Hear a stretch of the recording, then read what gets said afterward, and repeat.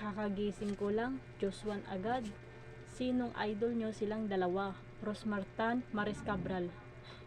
Siyempre, ang pipiliin ko, Rosmar Tan. Kasi, siya ang number 1 idol na idol ko namin. Dance, acting.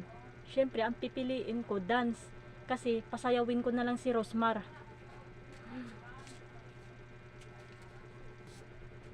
$20, 50 minutes. Siyempre, ang pipiliin ko 20 minutes para madali ko siya mahanap. Mary, saan ka pupunta? Siyempre, bahay ni Rosmar, manood ako sayaw niya. Sige, mag-iingat ka sa paglalakad mo. Dapat uuwi ka maaga pa, wag kang magpagabi. Sige, ma. Mary, sinong idol mo? Siyempre, si Rosmar Tan, magaling sumayaw. Ikaw? Maris Cabral, pareha silang dalawa magaling sumayaw. Sige, aalis na ako. May puntahan ako. Sige. Mary, sinong idol mo? Rosmar Tan. Parehas pala tayo. Sige, papasok tayo sa bahay niya. Sige.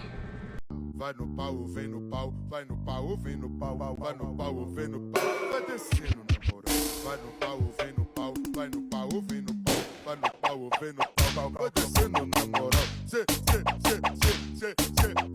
Wow, ang galing mo sumayaw, Rosmar. The best ka talaga.